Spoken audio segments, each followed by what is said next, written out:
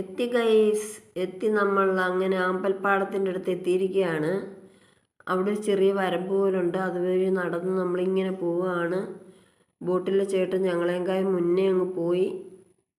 നമുക്ക് ഇറങ്ങാൻ പാടാണ് അങ്ങോട്ട്. അത് കായലാണ്. ഇപ്പുറത്ത് അവിടെയാണ് ഞങ്ങൾ വന്ന് ഇറങ്ങിയത്. ഇപ്പുറത്ത് പാടശേഖരങ്ങളാണ്. നമ്മൾ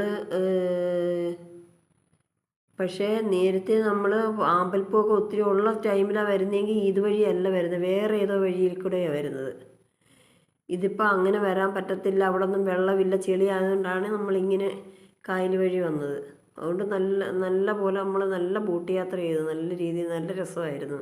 ഇപ്പം തന്നെ ആ ചേട്ടൻ ഞങ്ങളോട് പറഞ്ഞു അവിടെ നിൽക്ക്, ഞാൻ ആമ്പൽ പറിച്ചുകൊണ്ട് തരാമെന്നും പറഞ്ഞ് അങ്ങോട്ട് പോയിട്ടുണ്ട്. അങ്ങോട്ട് കണ്ടോ, നമുക്ക് കണ്ണെത്താ ദൂരത്ത് നമുക്ക് കാണാൻ അത്രയ്ക്ക് പാടശേഖരങ്ങളാണ്. നമുക്ക് ഏക്കർ കണക്കിന് കൊക്കുകളുടെ കൂട്ടങ്ങളെന്നുണ്ട്. വെളുത്ത് കാണുന്ന കൊക്കുകളാണ്.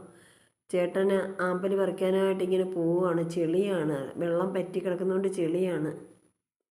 ഉണ്ടോ അവിടെ എല്ലാം പാടങ്ങളെല്ലാം ഇത്രയും എടുത്തേ ഉള്ളൂ ആമ്പൽ. ബാക്കി മൊത്തം അവർ മരുന്നടിച്ച് ഈ ആമ്പലെല്ലാം നശിപ്പിച്ച് കളഞ്ഞിരിക്കും. എന്താണെന്ന് വെച്ചാൽ കൃഷി ചെയ്യേണ്ട ടൈമാണ് ഇപ്പം.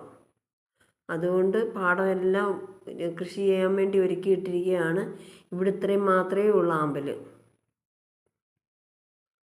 കണ്ടോ, കുറച്ച് സ്ഥലത്തേ ആമ്പലുള്ളൂ. അങ്ങനെ ചേട്ടൻ നോട്ടെ ചെളിയിലോട്ട് ഇറങ്ങുന്നു ആമ്പൽ പറിക്കാൻ.